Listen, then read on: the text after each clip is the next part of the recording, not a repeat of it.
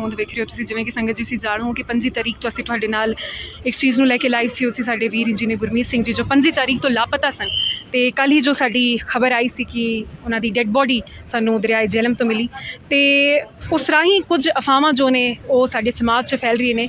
ਅਤੇ ਉਸ ਰਾਹੀਂ ਮੈਂ ਮਨਮੀਤ ਜੀ ਨਾਲ ਇਸ ਬਾਰੇ ਗੱਲ ਕਰਨਾ ਚਾਹੁੰਦੀ, ਕਿਉਂਕਿ ਇੱਕ ਨਿਊਜ਼ਪੇਪਰ ਹੈ, ਉਹਨਾਂ ਨੇ ਕੁਝ ਇਹੋ ਜਿਹੀ ਨਿਊਜ਼ ਛਾਪੀ ਹੈ ਜੋ ਉਹਨਾਂ ਨੇ ਨਹੀਂ ਛਾਪਣੀ ਚਾਹੀਦੀ ਸੀ, ਅਤੇ ਉਸ ਬਾਰੇ ਇਹਨਾਂ ਨਾਲ ਗੱਲ ਕਰਦੇ ਹਾਂ। ਵਾਹਿਗੁਰੂ ਜੀ ਕਾ ਖਾਲਸਾ, ਵਾਹਿਗੁਰੂ ਜੀ ਕੀ ਫਤਿਹ। ਦੇਖੋ ਹਰਲੀਨ ਜੀ, ਆਪ ਜੀ ਨੇ ਨਿਊਜ਼ਪੇਪਰ ਦੀ ਗੱਲ ਕੀਤੀ ਹੈ। ਜਿਸ ਤਰ੍ਹਾਂ ਕਿ ਆਪ ਜੀ ਸਾਰੇ ਜਾਣਦੇ ਹੋ, 25 ਤਰੀਕ ਨੂੰ ਸਾਡੇ ਇੱਕ ਹੋਣਹਾਰ ਇਮਾਨਦਾਰ ਅਫੀਸਰ ਸਰਦਾਰ ਗੁਰਮੀਤ ਸਿੰਘ ਜੀ, ਜਿਹੜੇ ਕਿ ਘਰ ਤੋਂ ਨਿਕਲਦੇ ਨੇ ਆਪਣੇ ਆਫੀਸ਼ੀਅਲ ਕੰਮ ਦੇ ਲਈ ਅਤੇ ਲਾਪਤਾ ਹੋ ਜਾਂਦੇ ਨੇ। ਫਿਰ ਕੱਲ੍ਹ ਸਵੇਰੇ ਉਹਨਾਂ ਦੀ ਡੈੱਡ ਬੋਡੀ ਜੇਹਲਮ ਤੋਂ ਸਾਨੂੰ ਮਿਲੀ ਹੈ, ਜਿਸ ਦਾ ਮਰਿਆਦਾ ਅਨੁਸਾਰ ਅਸੀਂ ਅੰਤਿਮ ਸੰਸਕਾਰ ਕੱਲ੍ਹ ਕੀਤਾ ਹੈ। ਅਤੇ ਲਗਾਤਾਰ ਪਹਿਲੇ ਦਿਨ ਤੋਂ ਇਹ ਮੰਗ ਚੱਲ ਰਹੀ ਹੈ, ਕਿਉਂਕਿ ਸਰਦਾਰ ਗੁਰਮੀਤ ਸਿੰਘ ਜੀ ਦੀ ਸ਼ਖਸੀਅਤ ਤੋਂ ਸਾਰੇ ਬਾਖੂਬ ਵਾਕਫ ਨੇ, ਅਤੇ ਇਸ ਗੱਲ ਦੀ ਮੰਗ ਚੱਲ ਰਹੀ ਹੈ ਕਿ ਕਿਹੋ ਜਿਹੇ ਹਾਲਾਤ ਕਿਹਨਾਂ ਲੋਕਾਂ ਨੇ ਬਣਾਏ, ਕਿਹਨਾਂ ਦਰਿੰਦਿਆਂ ਨੇ ਇਹ ਕੰਮ ਕੀਤਾ ਜਿਨ੍ਹਾਂ ਨੇ ਗੁਰਮੀਤ ਸਿੰਘ ਜੀ ਨੂੰ ਮੌਤ ਦੇ ਘਾਟ ਉਤਾਰ ਦਿੱਤਾ। ਸਾਡੀ ਇਹ ਜਿਹੜੀ ਮੰਗ ਹੈ, ਇਹ ਕੇਵਲ ਸਿੱਖ ਕਮਿਊਨਿਟੀ ਦੀ ਹੀ ਮੰਗ ਨਹੀਂ ਹੈ। ਇਹ ਜ਼ਿਲ੍ਹਾ ਬਾਰਾਮੂਲਾ ਦੇ ਵਿੱਚ ਹਰ ਇੱਕ ਵਸਦਾ ਇਨਸਾਨ, ਚਾਹੇ ਉਹ ਜਿਸ ਧਰਮ ਨਾਲ ਵੀ ਹੈ, ਉਹ ਇਹ ਮੰਗ ਕਰਦਾ ਹੈ, ਸਰਕਾਰ ਤੋਂ ਇਹ ਮੰਗ ਕਰਦਾ ਹੈ ਕਿ ਸਰਕਾਰ ਛੇਤੀ ਤੋਂ ਛੇਤੀ ਇਹਦੀ ਸੱਚਾਈ ਦੁਨੀਆ ਦੇ ਸਾਹਮਣੇ ਲਿਆਏ ਕਿ ਸਰਦਾਰ ਗੁਰਮੀਤ ਸਿੰਘ ਜੀ ਹੋਣਹਾਰ ਅਫਸਰ ਨੂੰ ਇਹ ਵਾਕਿਆ ਉਹਦੇ ਨਾਲ ਕਿਸ ਤਰ੍ਹਾਂ ਪੇਸ਼ ਆਇਆ। ਫਿਰ ਦੂਸਰੀ ਗੱਲ ਹੈ, ਹਰਲੀਨ ਜੀ, ਆਪ ਜੀ ਨੇ ਪੇਪਰ ਦੀ ਗੱਲ ਕੀਤੀ ਹੈ। ਮੈਂ ਆਪ ਜੀ ਨੂੰ ਦੱਸਾਂ, ਇੰਗਲਿਸ਼ ਨਿਊਜ਼ਪੇਪਰ ਜਿਹੜਾ ਨੈਸ਼ਨਲ ਪੇਪਰ ਹੈ ਟ੍ਰਿਬਿਊਨ ਦੇ ਵਿੱਚ ਅੱਜ ਇਹ ਖਬਰ ਛਪੀ ਹੈ, engineers body found suicide likely. ਮੈਂ ਆਪ ਜੀ ਦੇ ਮਾਧਿਅਮ ਤੋਂ ਕਹਿਣਾ ਚਾਹੁੰਦਾ, ਮੈਨੂੰ ਲੱਗਦਾ ਇਹਦਾ ਹੈੱਡ ਆਫਿਸ ਚੰਡੀਗੜ੍ਹ ਤੋਂ ਹੈ। ਟ੍ਰਿਬਿਊਨ ਦਾ ਇਹ ਨੈਸ਼ਨਲ ਪੇਪਰ ਹੈ। ਮੈਂ ਉਹਦੇ ਐਡੀਟਰ ਇਨ ਚੀਫ ਨੂੰ ਇਹ ਗੱਲ ਪੁੱਛਦਾ ਹਾਂ ਕਿ ਜੇ ਡਿਸਟ੍ਰਿਕਟ ਐਡਮਿਨਿਸਟ੍ਰੇਸ਼ਨ ਤੋਂ ਹਾਲੇ ਤੱਕ ਕੋਈ ਇਸ ਦੇ ਬਾਰੇ ਕੋਈ ਵੀ ਪ੍ਰੈਸ ਰਿਲੀਜ਼ ਨਹੀਂ ਆਇਆ, ਕੋਈ ਵੀ ਚੀਜ਼ ਬਾਹਰ ਨਹੀਂ ਆਈ ਕਿ ਹਾਲਾਤ ਕੀ ਹੋਏ, ਅਤੇ ਕਿਉਂਕਿ ਹਾਲੇ ਮੈਟਰ ਇਜ਼ ਅੰਡਰ ਇਨਵੈਸਟੀਗੇਸ਼ਨ, ਅਤੇ ਇਸ ਟ੍ਰਿਬਿਊਨ ਦੇ ਐਡੀਟਰ ਇਨ ਚੀਫ ਨੂੰ ਕਿਸ ਨੇ ਇਹ ਹੱਕ ਦੇ ਦਿੱਤਾ ਕਿ ਉਹਨੇ ਆਪਣੇ ਪੇਪਰ ਦੇ ਵਿੱਚ ਪਬਲਿਸ਼ ਕਰ ਦਿੱਤੀ ਕਿ ਸੁਸਾਈਡ ਲਾਈਕਲੀ। ਉਹਨੂੰ ਕਿਸ ਤਰ੍ਹਾਂ ਉੱਥੇ ਚੰਡੀਗੜ੍ਹ ਬੈਠ ਕੇ ਨਜ਼ਰ ਆ ਗਿਆ। ਜੇ ਉਹ ਕੱਲ੍ਹ ਸਵੇਰੇ ਨਿਊਜ਼ ਇਸ ਗੱਲ ਦੀ ਆਪਣੀ ਮਾਫੀ ਨਹੀਂ ਮੰਗਦਾ, ਪਬਲਿਸ਼ ਨਹੀਂ ਕਰਦਾ ਕਿ ਮੇਰੇ ਤੋਂ ਗਲਤੀ ਹੋਈ ਹੈ, ਸਮੁੱਚੀ ਬਾਰਾਮੂਲਾ ਦੀ ਸਿੱਖ ਸੰਗਤ ਹੀ ਨਹੀਂ, ਸਮੁੱਚੀ ਇੱਥੇ ਦੀ ਸਿਵਲ ਸੁਸਾਇਟੀ ਉਹਦੇ ਖਿਲਾਫ ਕੇਸ ਕਰੇਗੀ, ਬਣਦੀ ਕਾਰਵਾਈ ਜੋ ਕਾਨੂੰਨ ਦੇ ਤਹਿਤ ਕੇਸ ਹੋਏਗਾ। ਐਸਾ ਨਹੀਂ ਹੈ ਜੇ ਇਨਵੈਸਟੀਗੇਸ਼ਨ ਏਜੰਸੀਆਂ ਇਸ ਗੱਲ ਤੇ ਕੁਝ ਨਹੀਂ ਹਾਲੇ ਬੋਲ ਸਕੀਆਂ, ਉਹ ਕਿਸ ਤਰ੍ਹਾਂ ਬੋਲਣਗੀਆਂ, ਕਿਉਂਕਿ ਮੈਟਰ ਸਾਹਮਣੇ ਹੈ ਕਿ ਗੁਰਮੀਤ ਸਿੰਘ ਇੱਕ ਇਹੋ ਜਿਹੀ ਸ਼ਖਸੀਅਤ ਸੀ, ਉਹਦੇ ਨਾਲ ਜੋ ਹੋਇਆ ਉਹ ਸਾਰੇ ਸਾਹਮਣੇ ਹੈ, ਤੇ ਇਸ ਨੇ ਕਿਸ ਤਰ੍ਹਾਂ ਪਬਲਿਸ਼ ਕੀਤੀ ਹੈ। ਮੈਂ ਆਪ ਜੀ ਦੇ ਚੈਨਲ ਤੋਂ ਇਹ ਗੱਲ ਕਹਿੰਦਾ, ਐਡੀਟਰ ਇਨ ਚੀਫ ਨੂੰ ਇਹ ਗੱਲ ਮੈਂ ਕਹਿੰਦਾ ਹਾਂ ਕਿ ਭਾਈ ਆਪ ਜੀ ਜਾਂ ਤਾਂ ਇਸ ਗੱਲ ਦੀ ਮਾਫੀ ਮੰਗੋ, ਜਾਂ ਆਪ ਜੀ ਕਾਨੂੰਨ ਕਾਰਵਾਈ ਜੋ ਆਪ ਜੀ ਦੇ ਖਿਲਾਫ ਬਣਦੀ ਹੈ ਉਹਦੇ ਲਈ ਤਿਆਰ ਹੋ ਜਾਓ, ਉਹਨੂੰ ਫੇਸ ਕਰਨ ਲਈ। ਬਾਕੀ ਮੈਂ ਆਪ ਜੀ ਦੇ ਮਨ ਦੇ ਆਪਣੇ ਯੂਥ ਵੀਰਾਂ, ਨੌਜਵਾਨ ਵੀਰਾਂ ਨੂੰ ਕਹਿੰਦਾ ਹਾਂ, ਵੀਰੋ ਅਸੀਂ ਪ੍ਰੋਟੈਸਟ ਜ਼ਰੂਰ ਕਰਨਾ ਹੈ। ਆਪ ਜੀ ਸਾਰਿਆਂ ਦਾ ਧੰਨਵਾਦ ਹੈ, ਕਿਉਂਕਿ ਪਹਿਲੇ ਦਿਨ ਤੋਂ ਆਪ ਜੀ ਇਸ ਪਰਿਵਾਰ ਦੇ ਨਾਲ ਮੋਢਾ ਲਗਾ ਕੇ ਖਲੋਤੇ ਹੋ। ਇਸ ਦੁੱਖ ਭਰੇ ਸਮੇਂ ਦੇ ਵਿੱਚ ਆਪ ਜੀ ਪਰਿਵਾਰ ਦੇ ਨਾਲ ਬਿਲਕੁਲ ਖੜੇ ਹੋ, ਪਰਿਵਾਰ ਦੀ ਢਾਲ ਬਣ ਰਹੇ ਹੋ।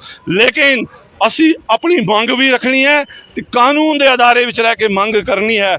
ਮੰਗ ਕਰਨਾ ਸਾਡਾ ਅਧਿਕਾਰ ਹੈ। ਅਸੀਂ ਇਸ ਦੇਸ਼ ਦੇ ਵਾਸੀ ਹਾਂ, ਇਸ ਦੇਸ਼ ਦੀ ਸਰਕਾਰ ਦਾ ਫਰਜ਼ ਬਣਦਾ ਹੈ ਸਾਡੀ ਰੱਖਿਆ, ਸਾਡੇ ਮਾਲ ਦੀ ਸਾਡੀ ਰੱਖਿਆ ਕਰਨਾ ਜਿਹੜਾ ਹੈ ਉਹ ਸਰਕਾਰਾਂ ਦਾ ਫਰਜ਼ ਹੁੰਦਾ ਹੈ। ਸਰਕਾਰਾਂ ਬਾਖੂਬ ਨਿਵਾਰੀ ਨੇ, ਅਸੀਂ ਆਪਣੀ ਗੱਲ ਅਗਰ ਉਹਨਾਂ ਤੋਂ ਮੰਗ ਰਹੇ ਹਾਂ, ਉਹ ਸਾਡਾ ਅਧਿਕਾਰ ਹੈ। ਕਾਨੂੰਨ ਦੇ ਦਾਇਰੇ ਦੇ ਵਿੱਚ ਰਹਿ ਕੇ ਅਸੀਂ ਆਪਣੇ ਦੇਸ਼ ਦੇ ਆਨਰੇਬਲ ਪ੍ਰਾਈਮ ਮਿਨਿਸਟਰ ਸਾਹਿਬ ਤੋਂ ਇਹ ਬੇਨਤੀ ਕਰ ਰਹੇ ਹਾਂ, ਆਨਰੇਬਲ ਗ੍ਰਹਿ ਮੰਤਰੀ ਸਾਹਿਬ ਤੋਂ ਇਹ ਬੇਨਤੀ ਕਰ ਰਹੇ ਹਾਂ। ਉਹਨਾਂ ਨੇ ਆਪਣੇ ਟੈਨਵਰ ਦੇ ਵਿੱਚ ਇਹੋ ਜਿਹੇ ਕੰਮ ਕੀਤੇ ਜਿਹੜੇ ਕਦੇ ਨਹੀਂ ਕੋਈ ਕਰ ਸਕਦਾ ਸੀ।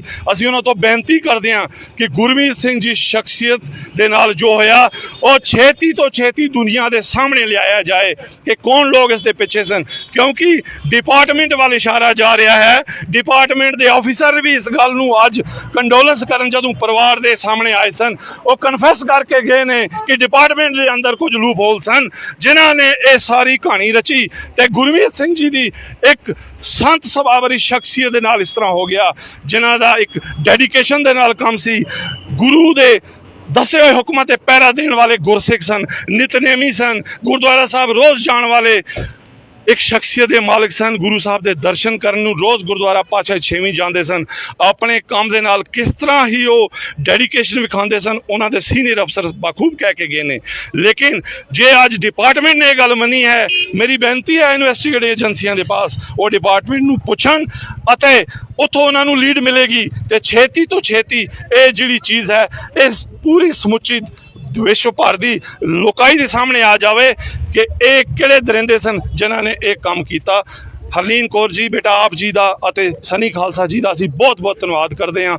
ਹੋਰ ਮੀਡੀਆ ਵਾਲਿਆਂ ਦਾ ਅਸੀਂ ਧੰਨਵਾਦ ਕਰਦੇ ਹਾਂ ਜਿਹੜੇ ਕਿ ਪਹਿਲੇ ਦਿਨ ਤੋਂ ਇਸ ਖਬਰ ਨੂੰ ਜਿਹੜੇ ਨੇ ਉਜਾਗਰ ਕਰ ਰਹੇ ਨੇ। ਲੇਕਿਨ ਮੈਂ ਇੱਕ ਬੇਨਤੀ ਕਰਦਾ, ਜਿਸ ਤਰ੍ਹਾਂ ਟ੍ਰਿਬਿਊਨ ਨੇ ਅੱਜ ਇਹ ਗਲਤੀ ਕੀਤੀ ਹੈ, ਆਪ ਜੀ ਦੇ ਪਾਸ ਬੇਨਤੀ ਹੈ ਕਿ ਪਹਿਲੇ ਖਬਰ ਦੀ ਬਿਲਕੁਲ ਪੜਤਾਲ ਕਰੋ, ਜਾਂਚ ਪੜਤਾਲ ਕਰੋ। ਜਿਹੜੇ ਕੰਸਰਨ ਲੋਕ ਨੇ, ਜਿਹੜੇ ਜ਼ਿੰਮੇਵਾਰ ਲੋਕ ਨੇ, ਜਾਂ ਜਿਹੜੇ ਐਡਮਿਨਿਸਟ੍ਰੇਸ਼ਨ ਦੇ ਵਿੱਚ ਜ਼ਿੰਮੇਵਾਰ ਲੋਕ ਨੇ, ਜਾਂ ਜਿਹੜੇ ਅਧਿਕਾਰੀ ਨੇ ਜਿਹੜੇ ਇਸ ਕੰਮ ਤੇ ਜਿਨ੍ਹਾਂ ਨੂੰ ਇਹ ਕੰਮ ਦਿੱਤਾ ਗਿਆ ਹੈ, ਜਿਹੜੀ ਇਸ ਦੀ ਇਨਕੁਆਇਰੀ ਕਰ ਰਹੇ ਨੇ, ਜਦ ਤੱਕ ਉਹ ਇਸ ਕਿਸੇ ਵੀ ਗੱਲ ਦੀ ਪੁਸ਼ਟੀ ਨਹੀਂ ਕਰਦੇ, ਐਸੀ ਗੱਲ ਦੀ ਪਬਲਿਸ਼ ਨਾ ਕਰੋ ਜਿਸ ਤਰ੍ਹਾਂ ਟ੍ਰਿਬਿਊਨ ਨੇ ਕੀਤੀ ਹੈ ਅੱਜ।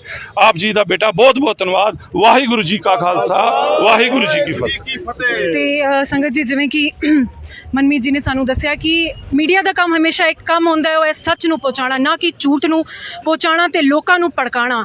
ਪਰ ਇਹੋ ਜਿਹੀ ਅਗਰ ਨਿਊਜ਼ ਛਪਣ ਲੱਗੀ ਤੇ ਮੈਨੂੰ ਲੱਗਦਾ ਹੈ ਸੱਚ ਸਾਡਾ ਜੋ ਹੈ ਕਦੇ ਸਾਹਮਣੇ ਨਹੀਂ ਆਏਗਾ। ਇਹਨਾਂ ਨੇ ਵੀ ਬੇਨਤੀ ਕਰ ਦਿੱਤੀ ਹੈ ਕਿ ਆਪਣੀ ਜੋ ਇਹ ਨਿਊਜ਼ ਹੈ ਇਹ ਸਾਡੇ ਤੋਂ ਮਾਫੀ ਮੰਗਣ, ਨਹੀਂ ਤੇ ਇਹਨਾਂ ਤੇ ਜੋ ਹੈ ਕਾਰਵਾਈ ਕੀਤੀ ਜਾਏਗੀ। ਤੇ ਇਹੋ ਜਿਹੀ ਨਿਊਜ਼ ਲਈ ਸਾਡੇ ਲਈ ਜੁੜੇ ਰਹੋ। ਵਾਹਿਗੁਰੂ ਜੀ ਕਾ ਖਾਲਸਾ, ਵਾਹਿਗੁਰੂ ਜੀ ਕੀ ਫਤਿਹ।